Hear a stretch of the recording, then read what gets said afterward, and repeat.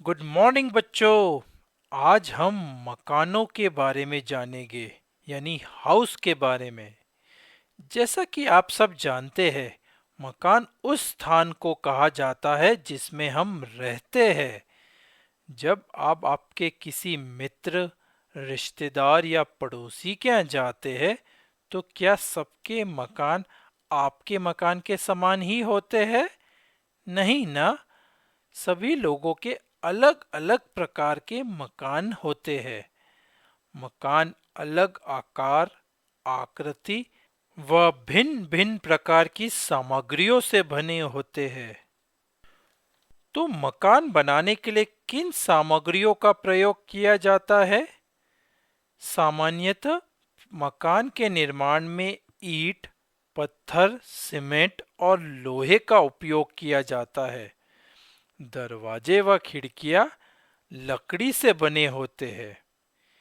इस प्रकार के मकान बहुत मजबूत होते हैं और इसलिए इन्हें पक्का मकान या पक्का हाउस कहा जाता है।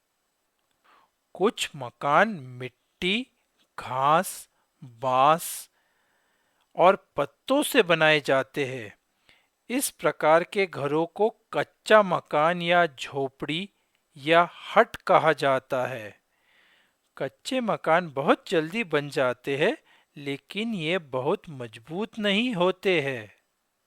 जैसा कि हम जानते हैं, पक्के मकान बहुत मजबूत होते हैं, इसलिए इनकी कई मंजिलें यानी फ्लोर्स हो सकते हैं। बड़े शहरों में कई ऊंची बिल्डिंग होती है, जिन्हें अपार्टमेंट्स या बहुमंजिला भवन कहा जाता है। इनमें कई फ्लैट्स या मकान होते हैं, जिससे एक ही भवन में कई परिवार एक साथ रह सकते हैं। क्या इसी तरह कच्चे मकान की भी कई मंजिलें हो सकती है? नहीं, क्योंकि कच्चे मकान मिट्टी, बांस, घास फूस आदि के बने होते हैं।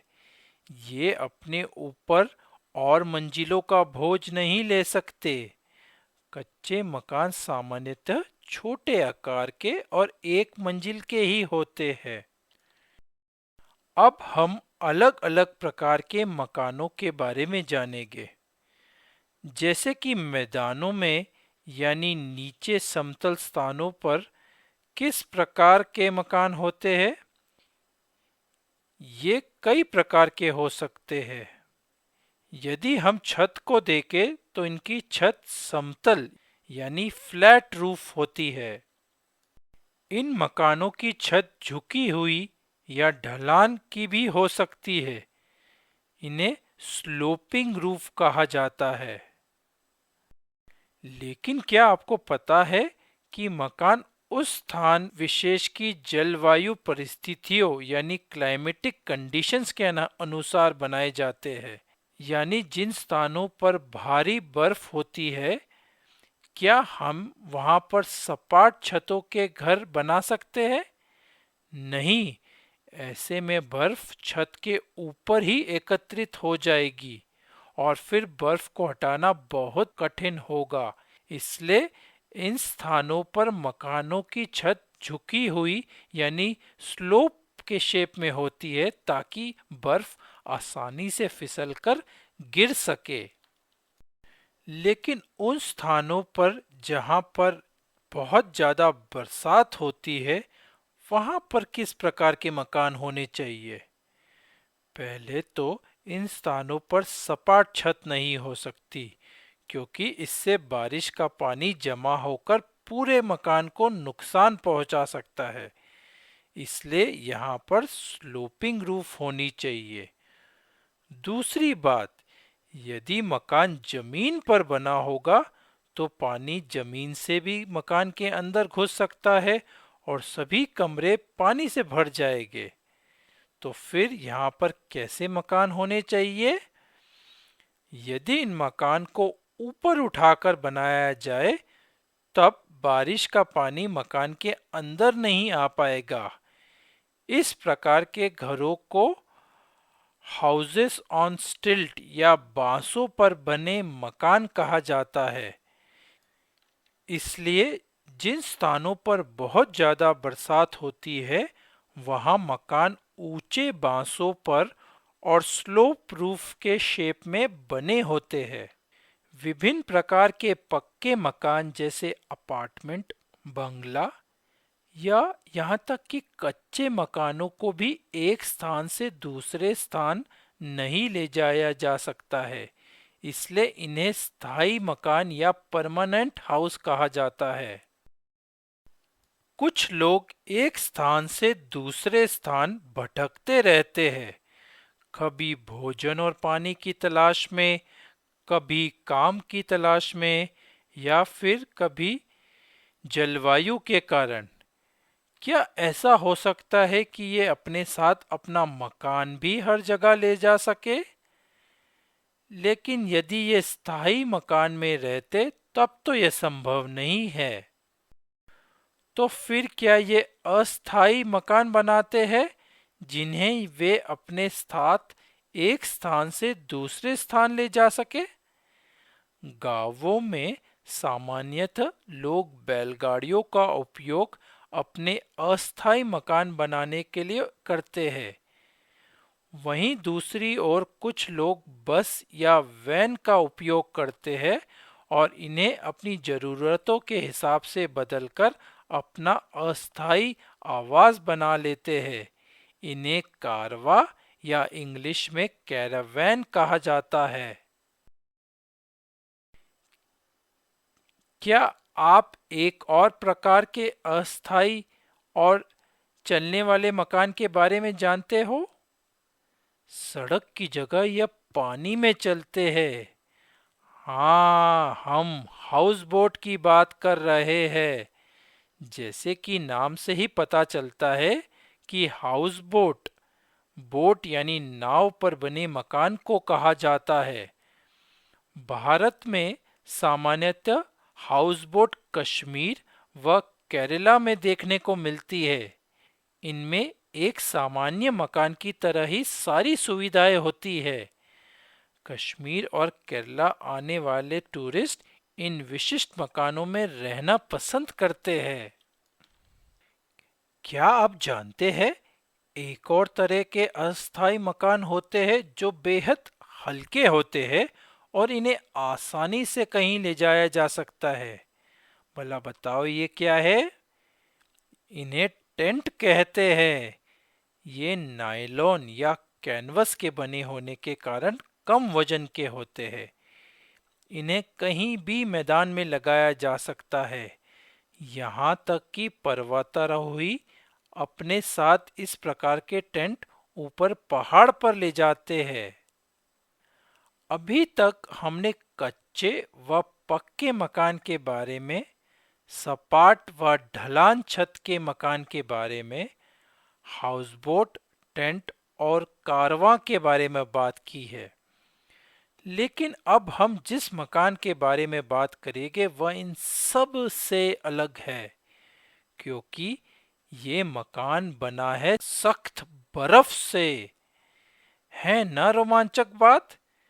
इसे इग्लू कहा जाता है। ये बर्फ के मकान है जिसे आर्कटिक क्षेत्र में देखा जा सकता है। सामान्यतः डोम यानी गुंबद के आकार का यह मकान होता है। जो लोग यहाँ रहते हैं उन्हें एस्किमोस कहा जाता है। इस बात से कोई फर्क नहीं पड़ता है कि मकान छोटा है या बड़ा, कच्चा है या पक्का, स्थायी है या अस्थायी। सबसे जरूरी बात है कि मकान हमें आश्रय और सुरक्षा देता है।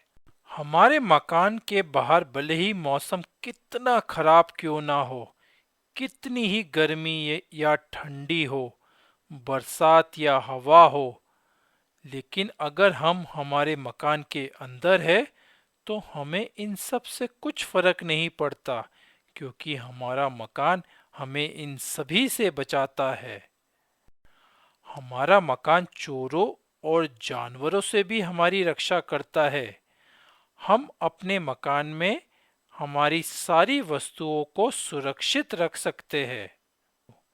मकान हमारी जिंदगी को आरामदायक, सुरक्षित और स्वस्थ तभी बनाता है जब हम कुछ सामान्य बातों का ध्यान रखें। क्या आप एक सीलन भरे अंधेरे स्थान में रह सकते हैं? नहीं, कभी नहीं।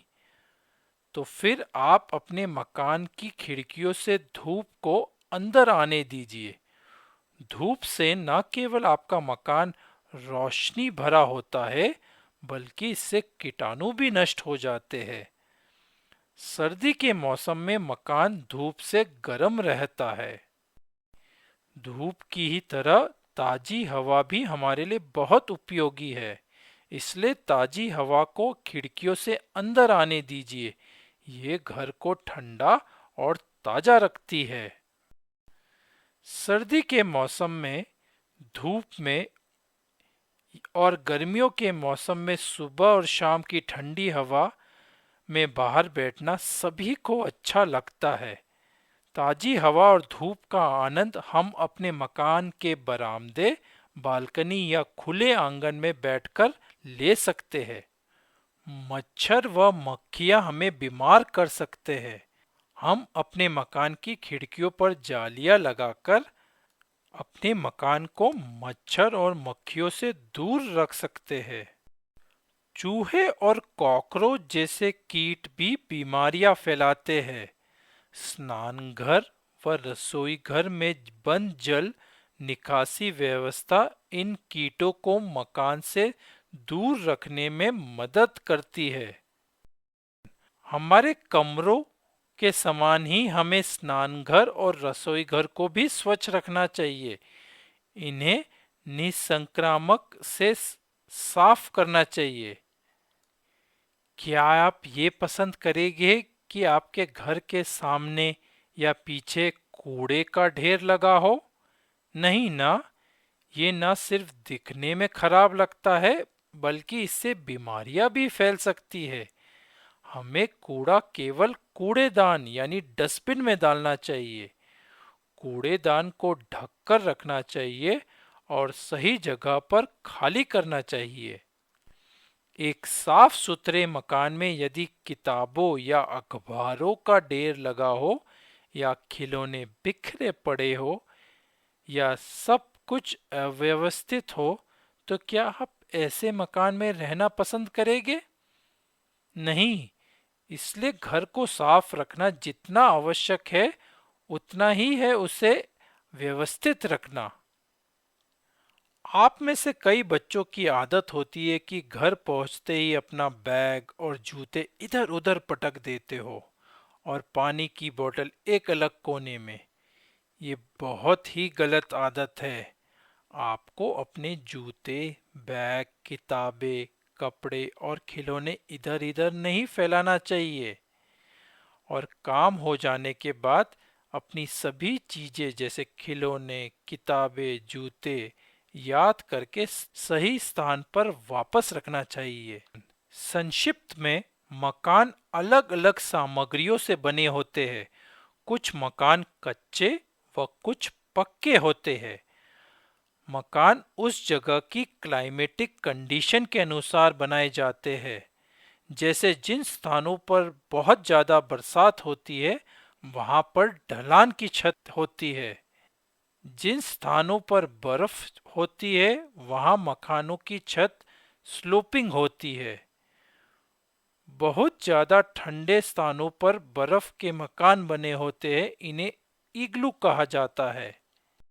कुछ लोग हमेशा एक स्थान से दूसरे स्थान तक भटकते रहते हैं। ऐसे लोग उन मकानों में रहते हैं जिन्हें आसानी से एक स्थान से दूसरे स्थान ले जाया जा सकता है।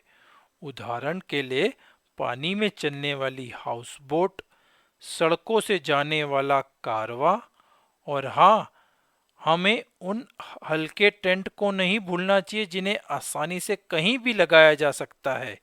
यह सभी अस्थायी मकान होते हैं। मकान किसी भी प्रकार के हो सकते हैं, किंतु उनका उपयोग एक ही होता है। वे हमें आश्रय और सुरक्षा देते हैं। तो अब आप जानते हैं किसी भी व्यक्ति के संपूर्ण विकास और खुशहाली में एक साफ सुथरे स्वच्छ घर का बहुत बड़ा योगदान होता है। तो आपको ध्यान रखना चाहिए कि आपका घर हमेशा साफ सुथरा हो। तो अपने घर को साफ रखो बच्चों, और फिर मिलेंगे। Bye bye.